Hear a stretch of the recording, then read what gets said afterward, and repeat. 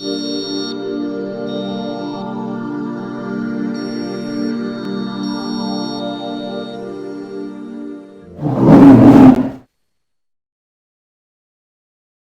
everybody, welcome to Baby Reviews with me, your host Jack, and tonight, well, it's been a rather difficult day in the brewery, so I thought I would bring one of the big boys out to play. And it's a bit of a shame because I was hoping to save this for a bit later, because we've done a few by this brewery recently, but who knows, who cares really. This is Omnipollo, again with Noah, a beer that we tried last year at Copenhagen Beer Celebration, and going against CBC, so I'm looking forward to that.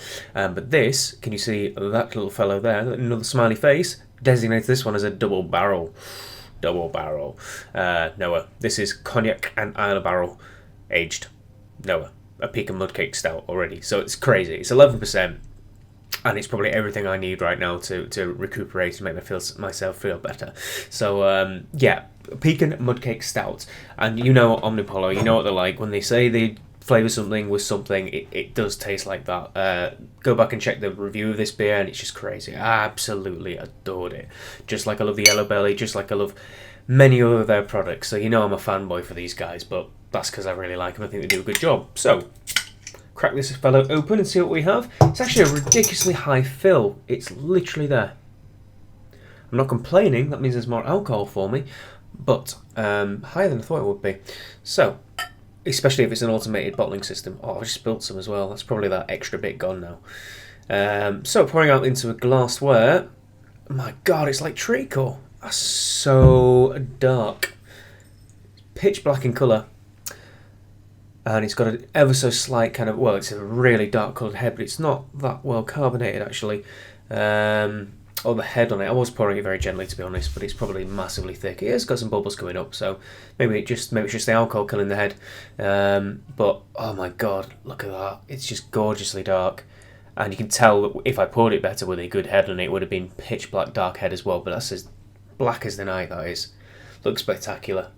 I could smell it a mile away as well. It's already punching out. I mean, this is an amazing beer. Last time I had it, unbarrel aged, so with 2 extra barrels, this is going to be pretty cool, I imagine. So on the nose. On the nose is happiness. Oh, it's ridiculously good. It's so pecan and chocolate and nutty. It's unbelievable. It's so goddamn nutty. How is it this smelly? It's ridiculous. There's a little bit of booze on the back of it as well.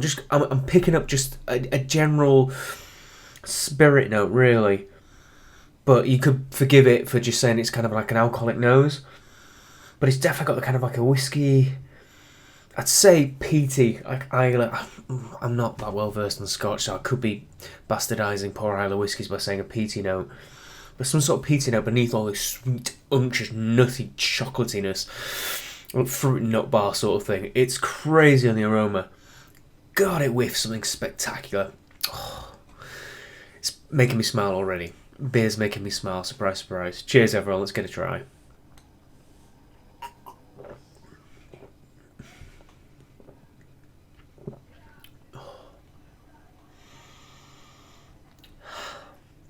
Happiness in a glass. So much of that nutty, sweet, chocolatey note just comes through on the palate, which is fantastic and is what I remember from last time I had it. It was just such an intense, sweet, nutty, thick, rich sort of beer.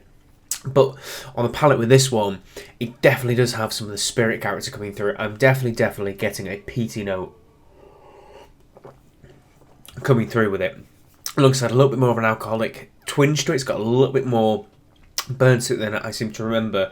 And burn's not the right word, just warmth to it. And it finishes kind of smoky on the back of the palate too. So yes, you get that cloying sweetness, the best kind of cloying sweetness you can get, and the best kind of nuttiness. But it finishes with a little bit of that spirit character coming through at the back of it too.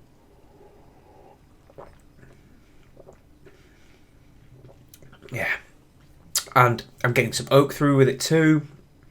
There's a little bit of ashiness at the back too as well, a peaty note coming through as well, I reckon. Yeah, it's really good. It is. It's a barrel-aged variant of probably one of my favourite beers I've ever had, and I could not be happier with trying it. It's great. It's a really good beer. It's definitely worth checking out. I mean, I dripped some. If you didn't see, dripped it. It's actually stained my table black where I dripped some on, which is interesting. So it will dye your clothing. I don't remember ring gear, so it doesn't really matter. Yeah. Go out and grab this. If you like Noah, if you haven't had Noah, grab this, try them both. They're both spectacular beers, really interesting. I'd love to know how Omnipollo do these sort of beers. They're crazy, but I'm assuming from the colour of the beer, we've had a long boil, so I've got some mild reaction going on in there to get that nice browned almost kind of colour to the final beer. Even though it's dark, it's still, when it's in isolation down the side of the glass, you can see it's a very, very dark brown colour. I imagine that's how they get some of the thickness in the body in there. As the pecan flavour, I don't know. With the Yellow Belly, the peanut butter biscuit, there's no peanut butter or biscuit in it, but it tastes just like it. So whatever that might be, I'm assuming they've done the same with pecan. Crazy good. Just go and get it. Go out and get it. So, as always, please like, favourite, comment, and subscribe. I would also like to say a massive thank you to people who commented on the kind of brewery tour around my workplace. I'm going to extrapolate that out and do some extra stuff from around the brewery. I want to kind of move the channel over to there. I'm very well aware of being a representative of the brewery that I'm in. I'm not wanting to do too much reviewing of beers unless I really, really like them and really enthusiastic about them, because it's just not fair and it's rude as well for me being a professional. So I'm going to do more brew house stuff because it seems to be going down well. So keep your eyes peeled for that over the next week or so. I've got some exciting things to show you. And until next time, cheers everybody.